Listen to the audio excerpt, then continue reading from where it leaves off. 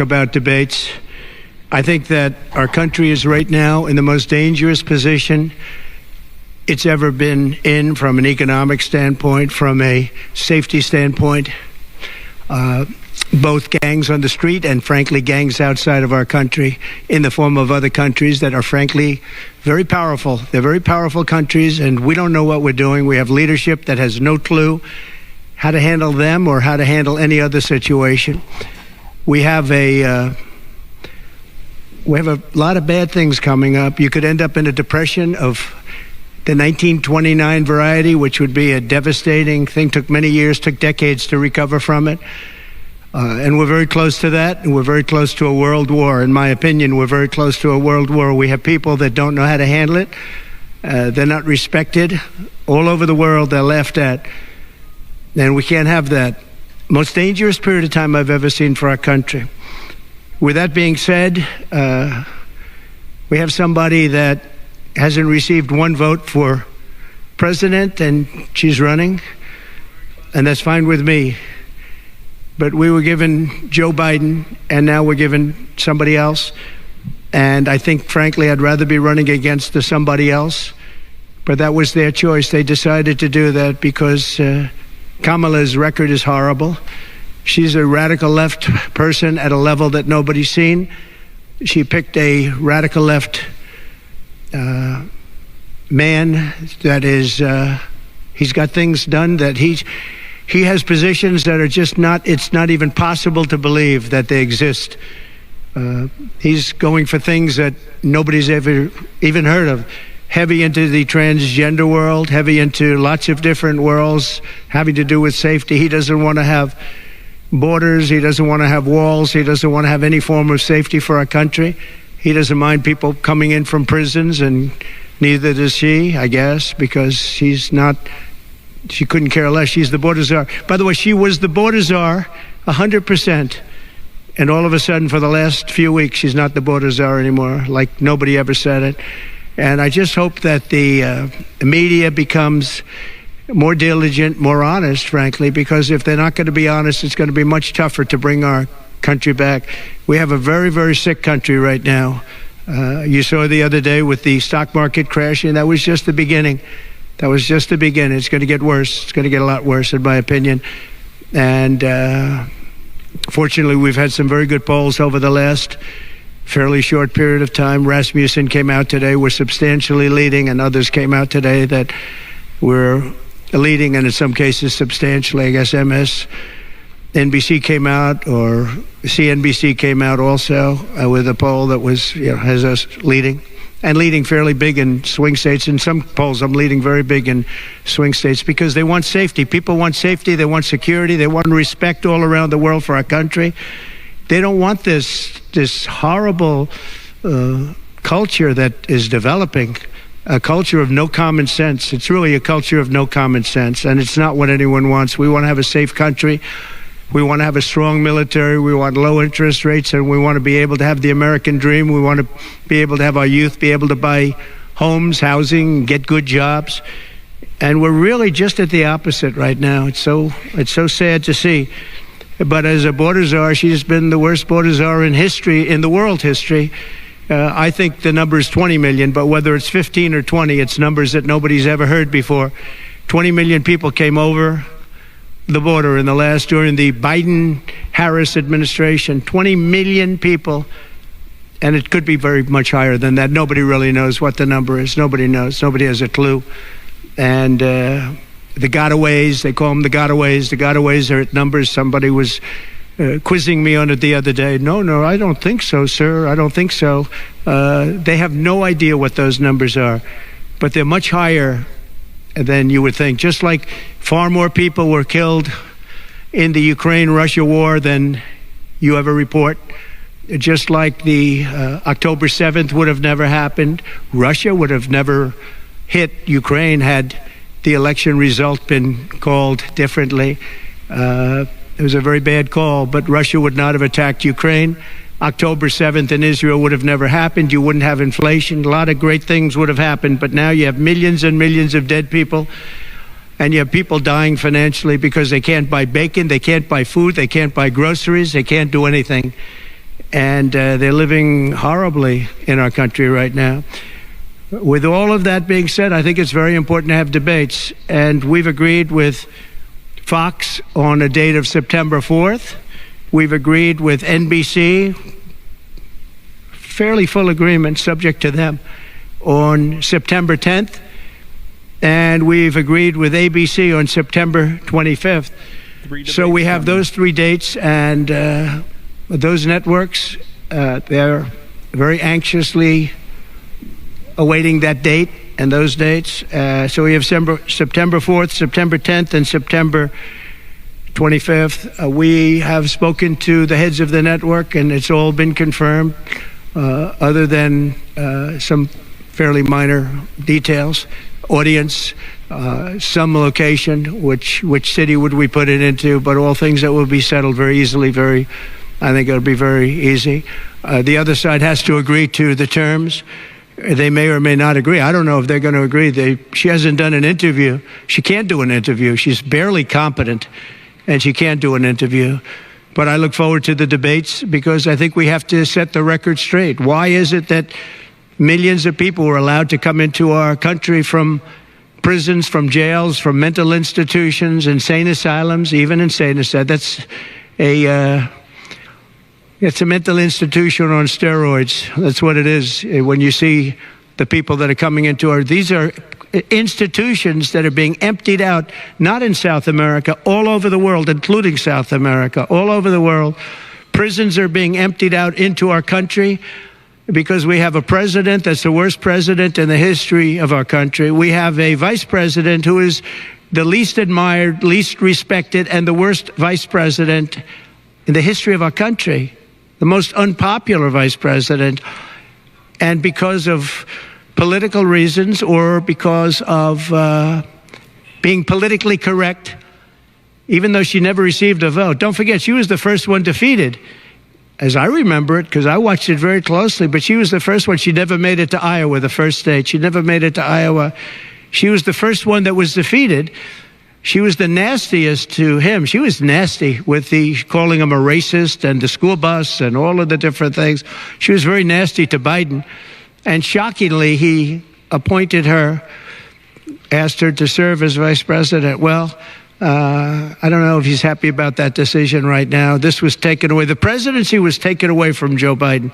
And I'm no Biden fan, but I'll tell you what, from a constitutional standpoint, from any standpoint you look at, they took the presidency away. And people were saying he lost after the debate. He couldn't win. Well, I don't know that that's true necessarily. But whether he could win or he couldn't win, he had the right to run. And they took it away. They said they're going to use the 25th Amendment. They're going to hit you hard. Either we can do it the nice. I know exactly, because I know a lot of people on the other side, believe it or not. And they said, we'll do it the nice way, or we'll do it the hard way. And he said, all right. So that, I mean, they've really taken, what they've done is pretty incredible. And now I'm running against somebody else, and we're leading. So I'm not complaining. I'm saying for a country with a constitution that we cherish this constitution. To have done it this way is pretty severe, pretty horrible. You would have thought they would have gone out to a vote. They would have had a primary system. They would have done something, but to just take it away from him like he was a child. And he's a very angry man right now, I can tell you that. He's not happy with Obama, and he's not happy with Nancy Pelosi, crazy Nancy. She is crazy too.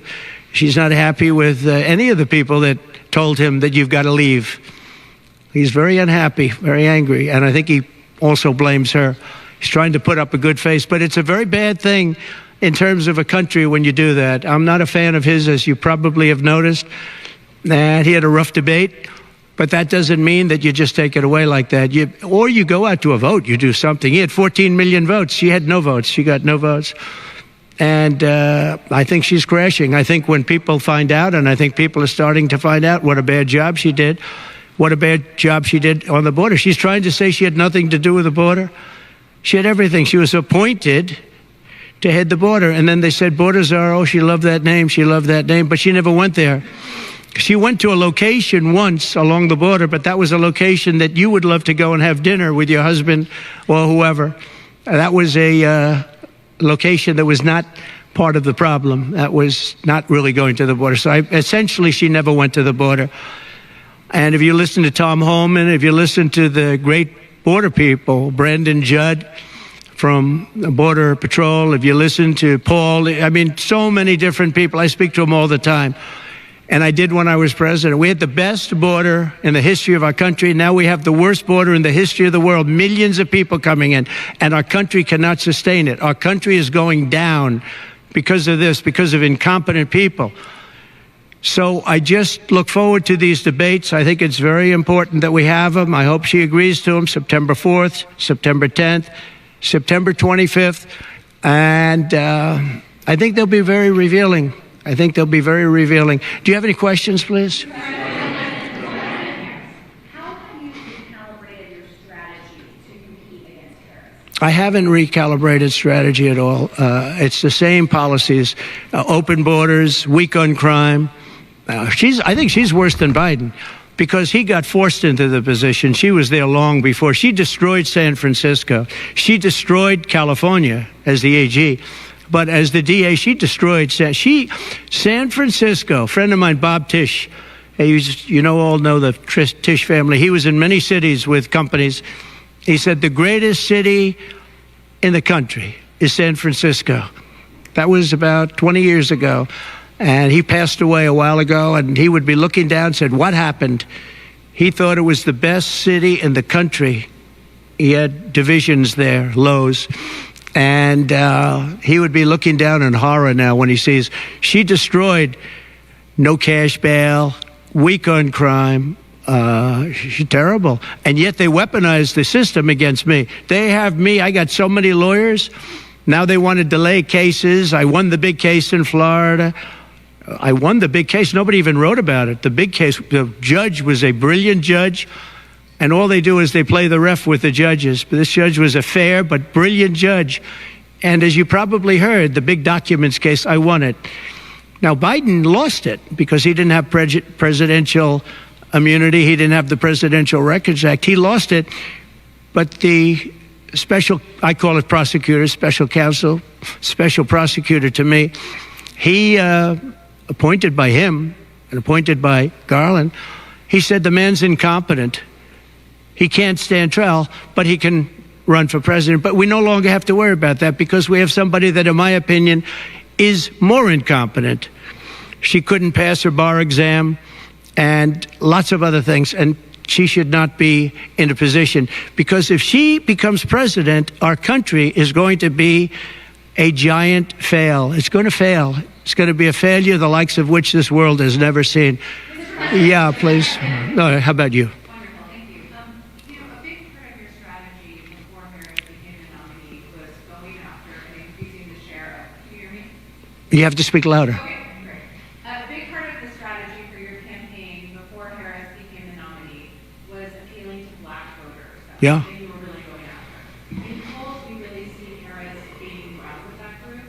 And I'm wondering how you are going to go after black voters now that she's the nominee and really winning them over. Well, it changes around a little bit. I'm getting other voters. Perhaps, I was doing very well with black voters, and I still am. I seem to be doing very well with black males.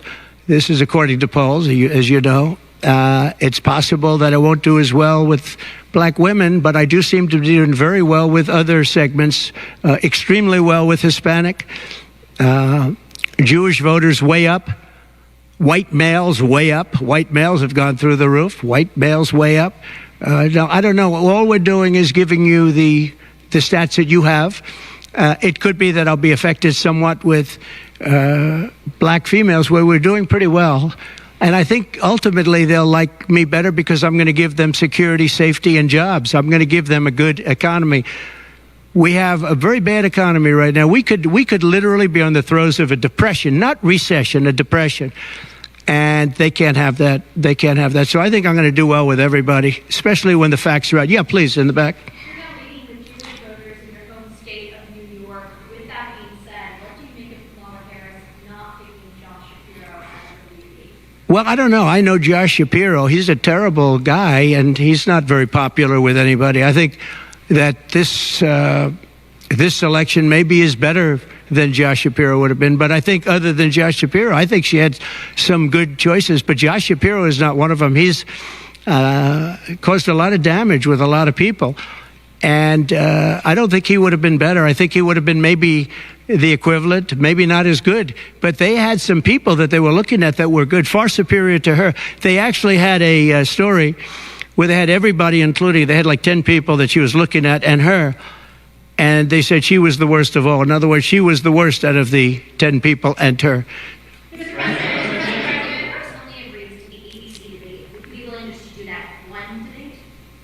I don't know how that's going to work out. We'd like to do 3 debates. We think we should do 3 debates. We think Fox and ABC. And we also have CBS is going to do the vice presidential debate. So CBS will do vice presidential. And I have to tell you, J.D. Vance has really stepped up. He's doing a fantastic job.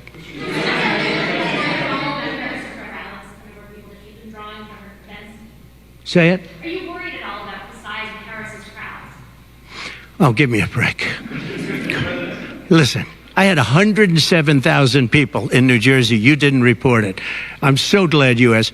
What did she have yesterday? 2,000 people? If I ever had 2,000 people, you'd say my campaign is finished. It's so dishonest, the press. And here's a great example. I had in Michigan recently 25,000 people, and 25,000 people we just couldn't get them in. We had in Harrisburg 25,000 people, and 20,000 people couldn't get in. We had so many. Nobody ever mentions that. When she gets 1,500 people, and I saw it yesterday on ABC, which they said, oh, the crowd was so big. I have 10 times, 20 times, 30 times the crowd size. And no, they never say the crowd was big. That's why I'm always saying turn around the cameras. I'm so glad you asked that. I think it's so terrible when you say, well, she has 1,500 people, 1,000 people, and they talk about, oh, the enthusiasm. Let me tell you, we have the enthusiasm. The Republican Party, and me as a candidate, but the Republican Party has the enthusiasm. Have you seen because this? people want to see crime stopped. They want to see a country that's respected. Think of it. If I were president, you wouldn't have Russia and Ukraine, where it never happened. Zero chance. You wouldn't have had October 7th of Israel. You wouldn't have the horrible withdrawal. And I don't mean the withdrawal, because the withdrawal was fine. I was ready to withdraw from Afghanistan, and we were going to do it with dignity and strength. And we were keeping our equipment. We weren't leaving $85 billion worth of equipment behind. And we wouldn't have had 13 great soldiers. I know the families of those soldiers well. We wouldn't have had these soldiers killed. And we wouldn't have had 45 soldiers obliterated. No legs, no arms, the face. None of that would have happened. And you wouldn't have had inflation. You wouldn't have had any inflation, because inflation was caused by their bad energy problems. Now they've gone back to the Trump thing because they need the votes. I don't know if you know, they're drilling now because they had to go back because gasoline was going up to $7, $8, $9 a barrel. So they said, we better do what Trump. But the day after the election, if they won, you're going to have fuel prices go through the roof. Everybody's going to be forced to buy an electric car, which they're not going to do because they don't want that. It's got a great market. It's got a market. It's really a sub-market. People want gasoline-propelled cars. They want hybrids. They want to have everything, and they want electric. But they want everybody to have an electric car. We don't have enough electricity. We couldn't make enough electricity for that. And you know what else? The weight of a car, the weight of a truck. They want all trucks to be electric. Little things that a lot of people don't talk about. The weight of a truck is 2.5 times heavier. You would have to rebuild every bridge in this country if you were going to do this ridiculous policy. So, but on crowd size, in history, for any country, nobody's had crowds like I have, and you know that. And when she gets 1,000 people and everybody starts jumping, you know that if I had 1,000 people would say, that's the end of his campaign. I have hundreds of thousands of people. In South Carolina, I had 88,000 people. In Alabama, I had 68,000 people. Nobody says about crowd size with me. But she has 1,000 people or 1,500 people, and they say, oh, the enthusiasm's back. No. The enthusiasm is with me and the Republican Party. because they want to stop crime. They want to stop people from pouring into our country from places unknown and from countries unknown, from countries that nobody ever heard of. That's where the enthusiasm. Two questions, if I can. Thank you, sir. Your campaign is targeting Pennsylvania and Georgia. Yeah. If you get those two, you could seal the deal. That's what they say. How important is it to you, and is it salvageable for you to be able to repair the relationship with Governor Kemp? I don't know. I don't know if I can or not. I got him elected. Without me, he wouldn't be governor. I got him elected. He was doing terribly. I got him elected. With that being said, I hope we can repair it, but if we don't, the people are still the people, and they're going to vote. We're leading in Georgia by a lot. We're leading in Pennsylvania by a lot. So, but I don't know. Now, in Pennsylvania, I have great relationships. In Georgia, I do too, but unfortunately not with the governor. I've never understood it. When you get somebody elected, they're supposed to like you. He's not exactly, for some reason, and you'll have to ask him about that. Yeah, I'd love to see it get repaired. I think that if we don't win Georgia, Georgia is a big win, is a big state. So I won Alabama by a record. Nobody's ever gotten that many votes. I won South Carolina by a record. You don't win Alabama and South Carolina by records and lose Georgia. It doesn't happen. And the people of Georgia understand that. There was tremendous anxiety and problems in Georgia. A lot of people say, what happened? And we have to, all we want is honest elections. If we have honest elections in Georgia, and we have honest elections in Pennsylvania, we're going to win them by a lot. And then you just response to President Biden basically saying that he doesn't think, he fears that there wouldn't be a peaceful transfer of power if you lose this election. Well, he actually said it two ways. First, he said it incorrectly, then he corrected himself. Do you agree with that, right? You know, if you watch him, he said it two ways. No. I mean, he said it two ways because he doesn't really know what he said. Why didn't he bring it up at the debate? You know, he had a chance for 90 minutes to bring it up at the debate. He could have talked about that at the debate, and he didn't do it. Everyone said, oh, he said this and he said that. He's just, you know, they give him something to read off. He read it very badly because he actually said it the opposite. Then he had to go back and correct himself. He said the opposite. He should have brought this up at the debate. If he had a problem, of course there'll be a peaceful transfer. And there was last time, and there'll be a peaceful transfer. I just hope we're going to have honest elections. That's all. Okay? You have not had a public campaign event for nearly a week now, currently in Montana, which is not a swing state. Some of your allies have expressed concern that you're not taking this race seriously, particularly. What a stupid question this is. There's enthusiasm on the other side.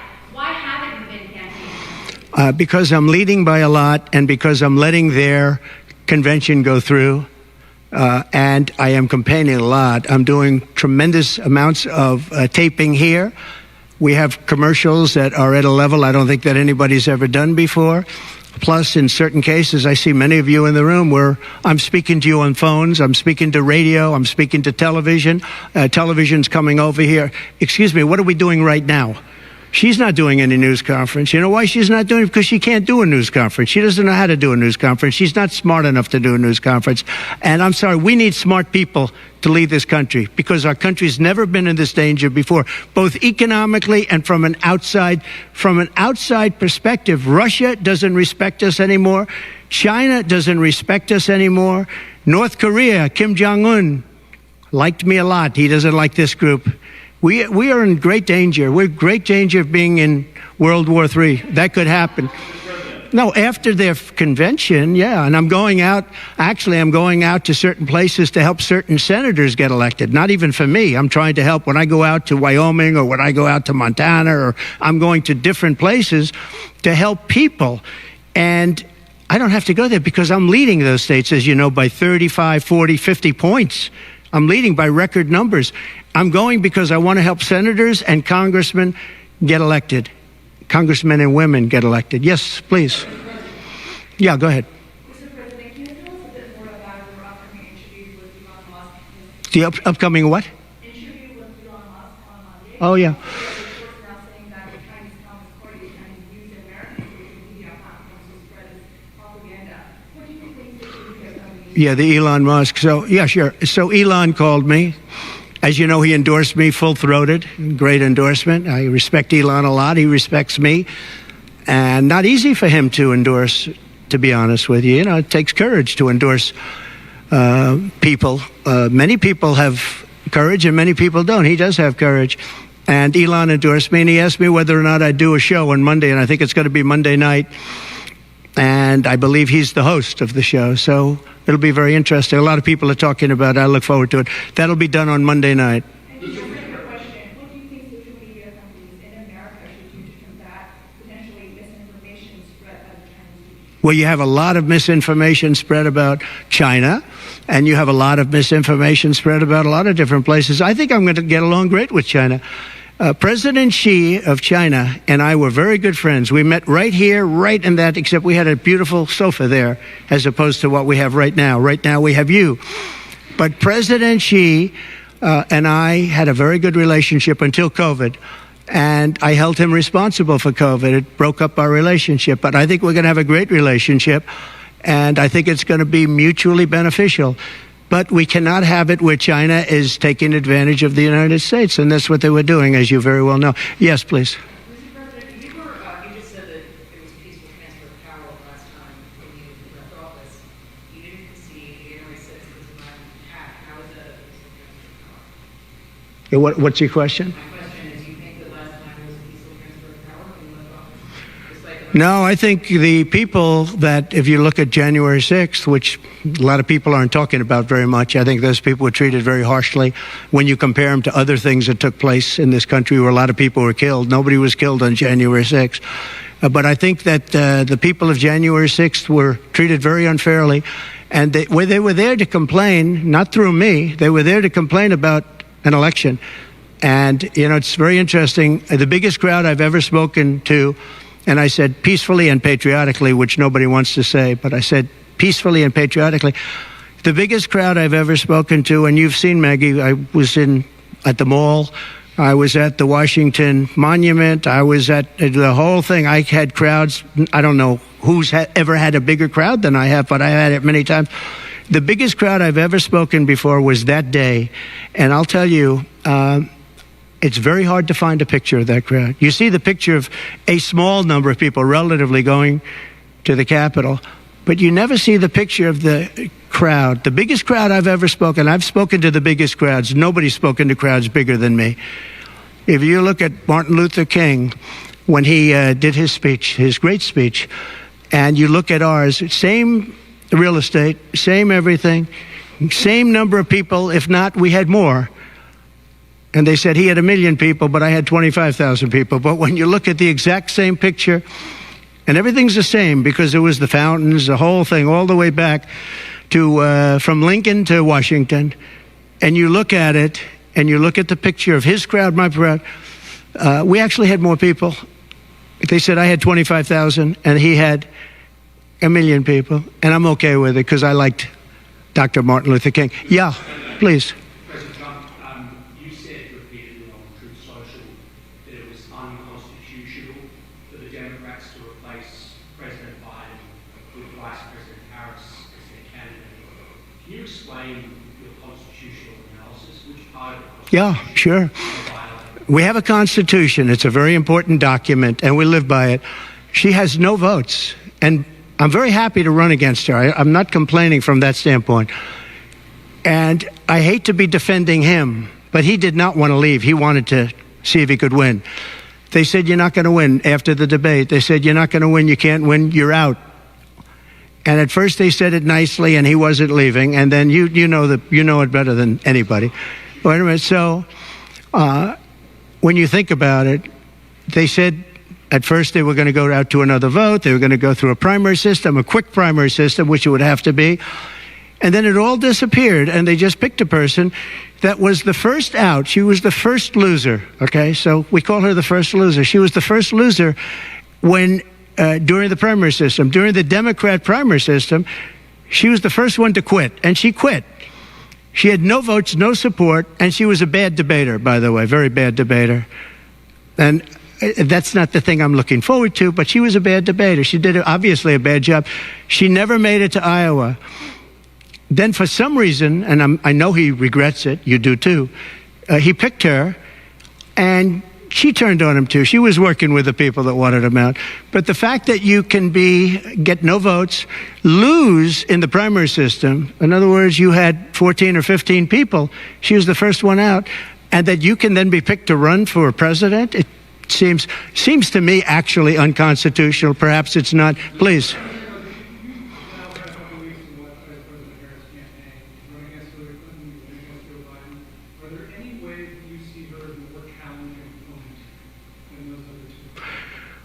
So I've run against Hillary, and I've run against various other people.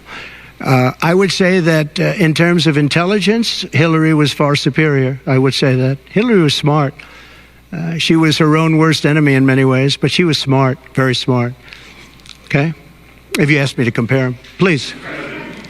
You staked out the position on voting that was probably more popular with general election voters than many of the Republican primaries in this state, leaders in states. Given that that's your position, how do you plan to vote before this abortion ballot referendum is held? Would you repeat that question, please? Do you have to speak up? Yes, sir. I said. It's a hard room because it's very big, if you know. So this is worth $18 million. Oh, I see. That was probably more popular with general election voters than many of your Republican rivals in the primary. You said leaders in states. Given that Florida is a state voting on this fall, Yeah.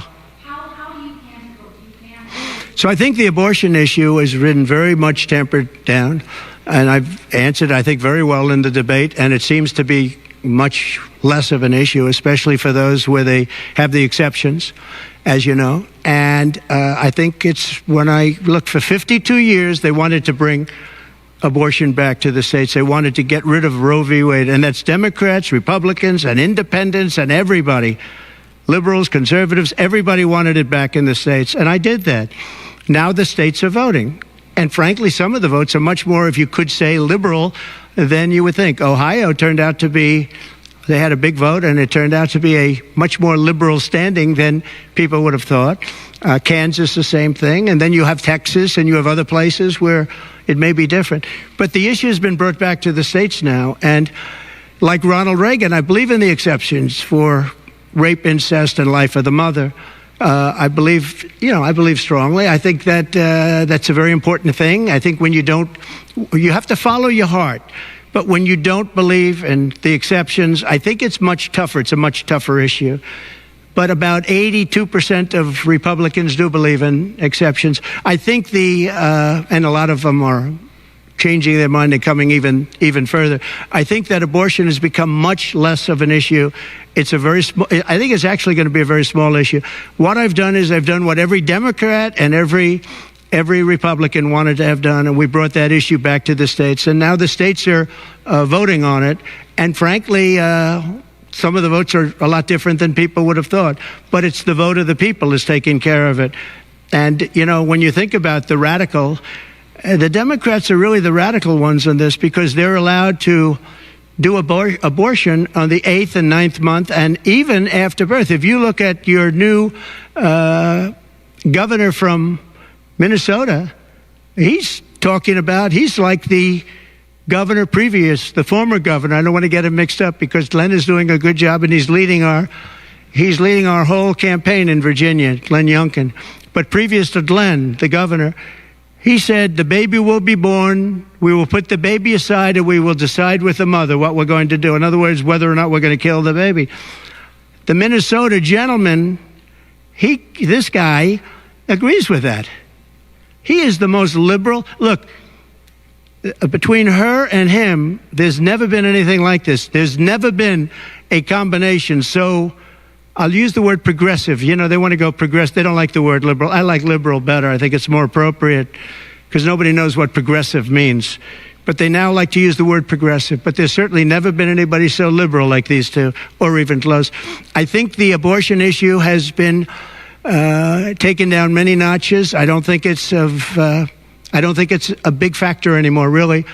And when people hear what I said in the debate, and I think I said it very well during the debate, we brought it back to the states. Everybody wanted it in the states. And very importantly, and you think about this, assuming you have exceptions. If you don't have exceptions, it's a more difficult thing. At the same time, There are people that strongly feel that way, and you have to follow your heart, and you should follow your heart. But that issue is very much subdued. Yeah, thank you. I want to ask you about the assassination attempt. About who? About the assassination attempt. Yes. Did the fact that somebody used an AR-15 gun at all change your impression of people's access to that weapon? No, I didn't. Look, if you take away guns, she wants to take away everyone's gun. If you take away guns, you can't do it. Because people need the guns for protection. Now, entertainment, they wanted, hunting, they would, different things. But they need weapons for protection in this country. People live out in the woods and they're not going to have a gun. If you look at some countries, I don't want to get them in trouble, but some countries have actually gone the opposite way. They had very strong gun laws, and now they have gone the opposite way, where they allowed people to have guns, where in one case they encourage people to go out and get guns, and crime is down 29%. And remember this, what is the toughest gun law in the United States? Chicago. On July 4th, 117 people were shot and 17 died. The toughest gun laws in the United States are in the city of Chicago. You know that. They had 117 people shot. Afghanistan does not have that. Afghanistan, by the way, was the lowest point in the history of our country, in my opinion. That was the worst embarrassment to the history of this country, and I say Putin would not have gone into Ukraine if that didn't happen. When he saw the incompetence of Milley and all these guys that are incompetent, when he saw that happen, when they took out the soldiers first, they took out the soldiers first. If you go back and check your records, for 18 months, I had a talk with Abdul. Abdul was the leader of the Taliban, still is. But I had a strong talk with him. For 18 months, not one American soldier was shot at or killed, but not even shot at. 18 months, and then we had the disaster of the lift, where people were falling off airplanes from 3 times the height of the World Trade Center. I mean, terrible. But now our country has to be respected again. Please. Go ahead, please. There was some reporting, I think, in the New York Times that Kamala Harris said she might be open to the idea of a weapons embargo against Israel. I wonder if you could comment on that. What that means for the country. I'd be against that. And also on That Kamala is in favor of not giving Israel weapons? Yeah. That's what I hear. Look, we could have made a deal so easily. I would have had a deal done within 1 week after the election with Iran. Iran can't have a nuclear weapon. It's very simple. We would have gotten along with Iran. I was looking forward to it. I was fine with Iran. We hit them a couple of times pretty hard, but we would have been fine with Iran. But I terminated that deal. I got them the Abraham Accords. Everyone said that's impossible. I got them the Abraham Accords. She's been very, very bad to Israel, and she's been very bad and disrespectful to Jewish people. And any Jewish person that votes for Kamala and her new friend, who I don't know if she knew him before, but I don't think he's too good. But anybody that votes for them, if you're Jewish or if you love Israel, you have to have your head examined. Go ahead, please. There's been very little information about the shooter, Matthew Crooks, and I was wondering if the FBI and Secret Service are doing a decent job. They have. The FBI came to see me about the shooter. I think they've done a very good job. And I think they did a very good job with respect to this other lunatic that they have in custody. Please. There's been some discussion around Vice President Harris's relationship with Willie Brown, Yeah. former mayor of San Francisco, and how that might have intersected with her career trajectory. So I'm just wondering if you followed that discussion at all. Well, I know Willie Brown very well. In fact, I went down in a helicopter with him. We thought maybe this is the end. We were in a helicopter going to a certain location together, and there was an emergency landing. This was not a pleasant landing, and Willie was he was a little concerned. So I know him pretty well. I mean, I haven't seen him in years, but he told me terrible things about her. But this is what you're telling me anyway, I guess. But he had a big part in what happened with Kamala. But he I don't know, maybe he's changed his tune, but he was not a fan of hers very much at that point. Do you believe Vice President Harris would certify your election victory if you win? Yeah, I do. Go ahead. How are you planning to vote on Florida's abortion referendum? On what? How are you planning to vote Well, I'm going to announce that. I'm going to actually have a press conference on that at some point in the near future, so I don't want to tell you now. But Florida does have a vote coming up on that, and I think probably the vote will go in a little more liberal way than people thought. But I'll be announcing that at the appropriate time. Please. Mr. President, your tax cuts from your administration will be coming up, fairly soon and potentially expiring. I wanted to ask you specifically about the tax code favoring parents versus people who don't have children. There are a number of tax breaks. Yeah. Oh, we gave tremendous for child care and all of that. No, our tax cuts, which are the biggest in history, our tax cuts are coming due, as you know, very soon. And if the Democrats don't renew them or make it impossible to renew because it's pretty close in terms of vote, if they don't renew them, it's the equivalent of having a 4 times tax increase from what you have right now, and it'll destroy the economy. I think they're under tremendous pressure to do it. I've never seen, all my life I grow up and I watch politics, and I used to be on the other side of politics first, and then I run for office.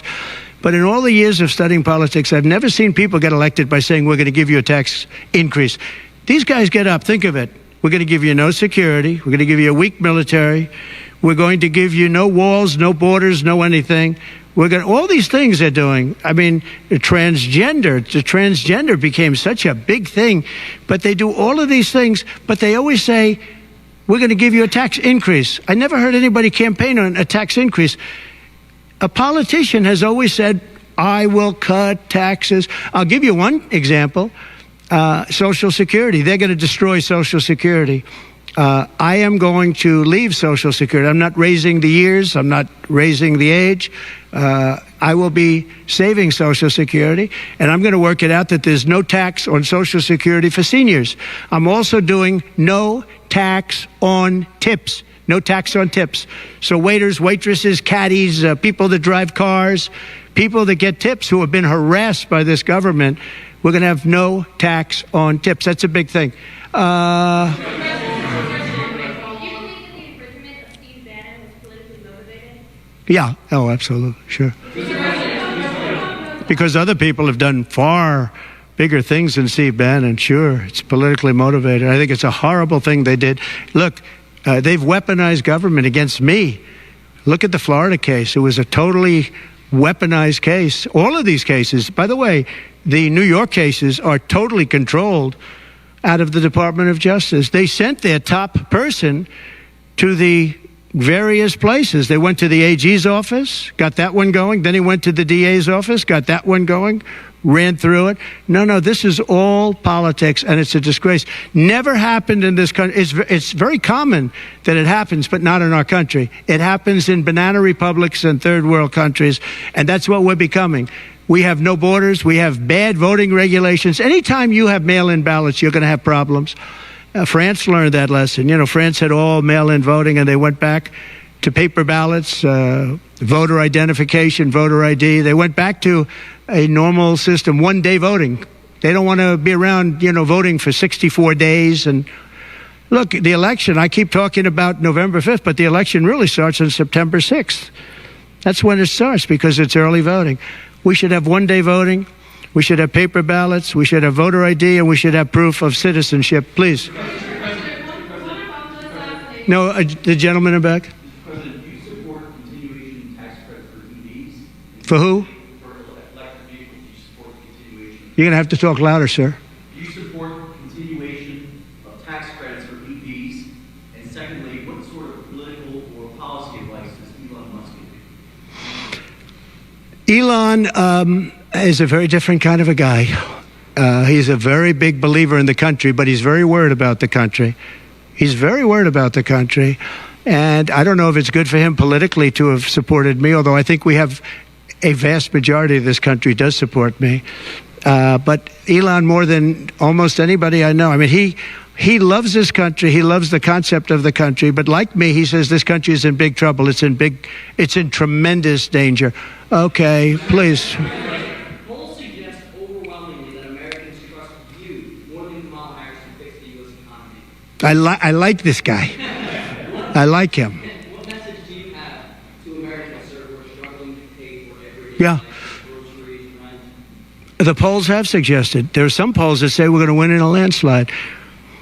People are voting with their stomachs, meaning they're going to the grocery store. They're paying 50, 60, 70% more for food than they did just a couple of years ago. Look at what's happened to energy. Look at what's happened not only to their cars, where gasoline's gone from $1.87, and we had moments when it was below that, but it's gone from $1.87 to $5, $6, and $7. And they take the strategic national reserves and they take it out, even though it's peanuts compared, it doesn't last long. But they're virtually empty now. We've never had it this low. And he's using that to keep the gasoline prices as low as possible. He's sucked all of the oil out, essentially the gasoline, to keep the price down a little bit, and it's had very little impact. But you know what? We have no strategic national reserves now. He's emptied it. It's almost empty. It's never been this low. And I had it at a good level, and I would have had it more if the Democrats would have approved the deal. You know, I had a deal to buy it at $22 a barrel, and now it's going to be close to 100 pretty soon, my opinion. And the Democrats didn't want to do that, but we bought a lot anyway, and we had it pretty good. And what they've done to the national reserves, the strategic national reserves, is, as you know very well, because you cover it, but what they've done is incredible. They've just, for the sake of getting some votes, for the sake of having gasoline, you know, that's meant for wars. It's meant for, like, tragedy. It's not meant for the sake of having gasoline. You know, that's meant for wars. It's meant for, like, tragedy. It's not meant to keep a gasoline price down so that somebody can vote for Biden, or in this case, Kamala, who, by the way, is worse than Biden, and she's actually not as smart. Okay? She's actually not as smart. That's hard to believe, isn't it? Yeah, please. Okay. There are other things the federal government could do, not just a ban. Would you direct your FDA, for example, to revoke access to mifepristone? That's one of the things. Sure, you could do things that would supplement, absolutely, and those things are pretty open and humane. But you have to be able to have a vote, and all I want to do is give everybody a vote, and the votes are taking place right now as we speak. Yeah, but it's there are many things on a humane basis that you can do outside of that. But you also have to give a vote, and the people are going to have to decide. Okay, yes, please. Yeah. On what? No, I think she's actually not as smart as he is. I don't think he's very smart either, by the way. I'm not a big fan of his brain, but I think that she's actually not as smart as he is. So what do you attribute her rising in the polls as becoming a more competitive race? Good idea. Well, and see she's a woman. To make it so she represents certain exactly like groups of people. But I will say this. When people find out about her, I think she'll be much less. I'm just going to stop it for a second so that way the audio isn't triggered as somebody else's, because apparently I'm getting triggered right now. So let me just talk for a second here, and we're going to go back. He's been a terrible governor, terrible. But they did it together. And she was early. I mean, she was the first of the prosecutors, really. You know, now you see Philadelphia, you see Los Angeles, you see New York, you see various people that are very bad. But she was the first of the bad prosecutors. She was early. Who? Would you repeat that, please? No, you. Would you repeat her, what she said? You have to speak up. This room is very louder.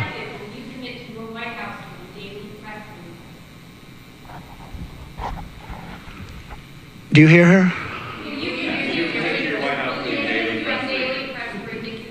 A daily press briefing? Why would I do that? I would give you all the press briefings you want. Look what I'm doing here. But why would I do a daily press? You'd get tired of me very fast. No, but I will give you total access, and you'll have a lot of press briefings, and you'll have from me. Now, are you talking about from me or from a press secretary? Well, yeah, probably they'll do something. If it's not daily, it's going to be a lot. You'll have more than you want. Yeah, please. President Biden vowed not to pardon his son Hunter, who is now a convicted felon, facing more felony charges in his upcoming trial for alleged tax evasion. Would you... Appropriate for me to talk about it. I think it's a tragic story. You want to know the truth. And I felt that with Hillary Clinton, too. You know, with Hillary Clinton, I could have done things to her that would have made your head spin. I thought it was a very bad thing. Take the wife of a president of the United States and put her in jail. And then I see the way they treat me. That's the way it goes. But I was very protective of her. Nobody would understand that, but I was. I think my people understand it. They used to say, lock her up, and I'd say, just relax, please. We won the election. I think it would be I think it would have been horrible for our country and we had her between the hammering of all of the files. And don't forget, she got a subpoena from the United States Congress. And then, after getting the subpoena, she destroyed everything that she was supposed to get. I thought it was so bad to take her and put her in jail, the wife of a president of the United States, and then when it's my turn, nobody thinks that way. I thought it was a very terrible thing. And she did a lot of very bad things. I'll tell you what, she was pretty evil. But in terms of the country and in terms of unifying the country, bringing it back, to have taken her and to have put her in jail, and I think you know the things as well as I do. There were some pretty bad acts that she did. I think it would have been very bad for our country. And a lot of my people, a lot of the MAGA, as they call them, but the base. And I think the base is 75% of the country, far beyond the Republican Party, because we're a party of common sense, and I'm a person of common sense. I want to have low taxes. I want to have strong borders. I want to have a strong military so that China and Russia, look, they've allowed China and Russia to do the impossible combined. They're natural enemies. They always have been, because China needs more land and Russia has it.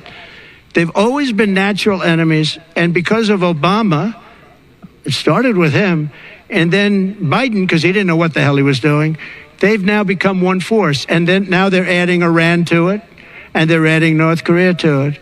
Pretty powerful force. This is something that is unthinkable that they allowed to happen. Just to put a button on this, you're saying that you're not going to change your campaign strategy, you're going to keep going with the issues.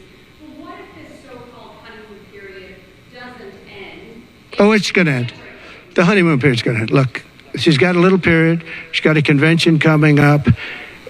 It's about policy. It's not about her. I think she's incompetent because I've watched her. She destroyed California. She destroyed San Francisco. Everything she's touched has turned to bad things. I'm not going to use foul language, but everything she's touched has turned bad. She's incompetent. The reason she's not doing what I do and she's not doing what she should be doing, she won't even do interviews with friendly people because she can't do better than Biden. Now, he had a reason for not doing well, and he was never, 25 years ago, the sharpest or brightest bulb in the ceiling. That I can tell you, okay? He wasn't. But he could do interviews at least. Not lately, he couldn't, perhaps. But she should be doing interviews. She doesn't want to do interviews. And the reason she doesn't is, number one, her policies are so bad. Just to answer your question, I think that it's not going to change because it's really ultimately not about her as much as about her policies. She wants open borders. She wants to defund the police. She wants to defund the police. She wants to take away your guns. Anybody that thinks they're not going to come after your guns, you know, when I was president, I totally protected the guns. And I think it's very important.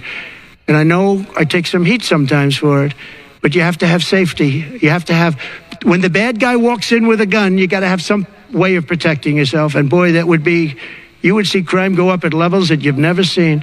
When people say on this side of the house, this house has guns, we will use the guns, they say, let's pass. We'll go someplace else. You have to have them. And for 4 years, and as you know, the NRA endorsed me very powerfully every time I ran, every time. My sons are members, and I guess indirectly I'm a member too, but they gave me the strongest of endorsements, and that's against very strong competition, people that, felt the same way. No, you have to have that right. Our Second Amendment is a very important right, and it has to be protected. Okay, how about you? Go ahead. Yeah. So there are some of the most brilliant people on Wall Street that are saying that if President Trump doesn't win, you're going to have a depression. I happen to agree. I think that's true. Because I know how bad these people are.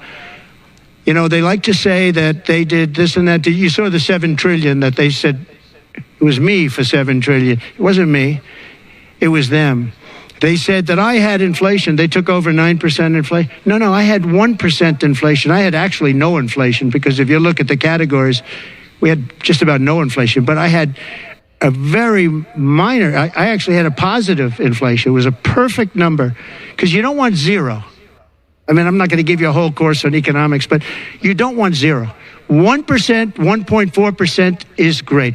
You want a little bit, because you don't want to have deflation. Deflation is, in many ways, even worse.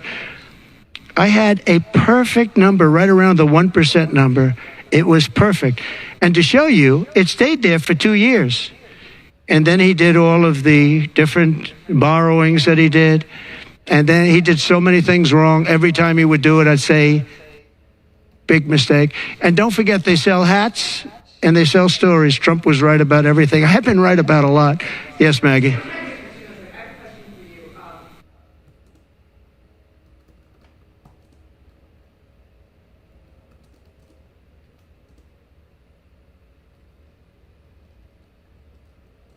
Well, we had a commission like other people do, and it's always complicated and it's always controversial. And we had commissions that, and I think of respected people, you know, many of the people on the commission, and they would recommend to me certain pardons for certain people. Some people were treated very harshly. A fantastic woman, as you know, she served 24 years for being on a phone call having to do with drugs. You know who I'm talking about. She was great. And she had another 24 years to go. And it was largely about marijuana, which in many cases is now legalized, okay? But we had many very highly regarded people on a commission, and they'd recommend, and they'd put a reason why. Some people were, you know, served time, but they served a lot of time for something that today people wouldn't even serve time by. Well, for the most part, I think they did. I mean, they did. They go through. They went through. I had a commission. It was a very important commission to me, and highly respected people.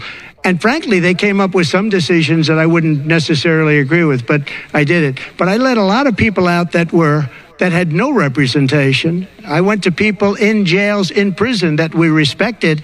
I said, how many of these people should be let out? We let out large groups of low-income people that were serving like 40 years for something that today you wouldn't even be put in jail for.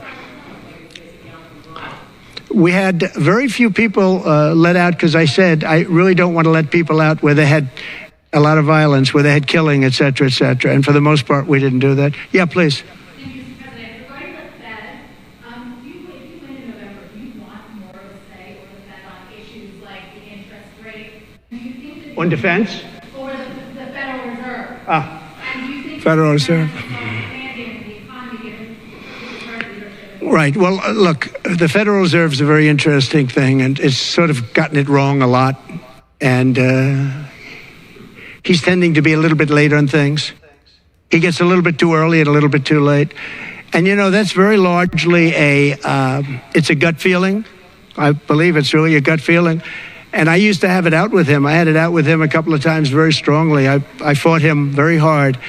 And, you know, we get along fine. We get along fine. But I feel the president should have at least say in there. Yeah, I feel that strongly. I think that in my case, I made a lot of money. I was very successful. And I think I have a better instinct than, in many cases, people that would be on the Federal Reserve or the chairman. Yeah.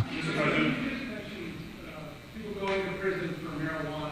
Yeah. Harris supports rescheduling marijuana and also says that no one should go to prison for marijuana offense. Do you agree with those positions? Well, as we legalize it, I start to agree a lot more because, you know, it's being illegalized all over the country. Florida has something coming up. I'll be making a statement about that fairly soon. But as we legalize it throughout the country, whether that's a good thing or a bad thing, it's awfully hard to have people all over the jails that are in jail right now for something that's legal. So I think, obviously, there's a lot of sentiment to doing that. Yeah, please. Mr. President, Kamala Harris's father is Jamaican American, and she went to a historically black college. How is she only recently decided to be black? Well, you'll have to ask her that question because she's the one that said it. I didn't say it. So you'll have to ask her. and I very much appreciate that question, but you'll have to ask her. But I've known her for a long time. I actually contributed to her campaign a long time ago because I was a developer. I contributed to lots of campaigns of Democrats, Republicans, and some were liberal and some were conservative. But you'll have to ask her about that. But to me, it doesn't matter. But to her, from her standpoint, I think it's very disrespectful to both, really. Whether it's Indian or black, I think it's very disrespectful to both. To me, it doesn't matter. Please, red dress. On the assassination, is your ear fully recovered? Is there a scar? Do you have any Yeah, pretty much recovered, yeah. I'm a fast healer. It's a hell of a shot, but I'm a fast healer. Yeah, pretty much recovered. Do you have any hearing damage from it? No, it didn't hit that. I got very lucky. It just hit the lobe, as they call it. Is there a scar on your ear? Yeah, a little bit, not much. On top, On immigration. a little bit. An immigration question. You've been running on the idea of mass deportation to the biggest in American history, basically. Which Yeah. When Senator Vance has been asked about that, he sort of suggested that really you only need to go after people who've been convicted of crime. Well, we're starting that, yeah. So what are you really talking about here? How do you pay for it? We are going to start the largest mass deportation in the history of our country because we have no choice. It's not sustainable. And we're going to start with violent criminals, and we're going to start then with criminals. And our local police is going to work with us because they know everything about the people. They know their names. They know everything about them. They know their middle name. They know their numbers. And as you know, the other side is trying. Look, for years I wondered, why are they allowing these people to come in at levels like this? It was incredible. And I said two reasons. They're either really stupid, and I don't believe they're stupid, because anybody that can cheat on elections like they cheat is not stupid. Or, in the alternative, they have bad motives or they hate our country. And I used to think they hate our country, but lately I've seen where they're trying to sign these people up to vote. And they have to stop. They cannot let illegal immigrants vote in this upcoming election. All right, one more question. Go ahead, one more. Make it a good one, please. Okay, regarding Social Security taxes for seniors. Right. Experts say that the policy could increase the deficit by $1.6 trillion. So how would it work for you? We have so many ways of making money in this country. We're not going to affect our Social Security. We're not changing it. And I proved that over 4 years. And we're going to do it. It's very unfair to people. They spend their life and they're great citizens and they pay in. We're not going to charge tax to Social Security, the seniors. We're not going to do it. We're not going to charge. And also tax. I say the two things. We're going to have no tax on seniors, Social Security, and we're going to have no tax on tips. Very simple. And we are a country that has so many different ways to make money. We have under our feet more liquid gold, I call it oil, and gas, than any country in the world, much more than Saudi Arabia, much more than Russia. We have so many different ways we can make money. We're not going to hurt our seniors with Social Security, and we're not going to charge them tax, okay?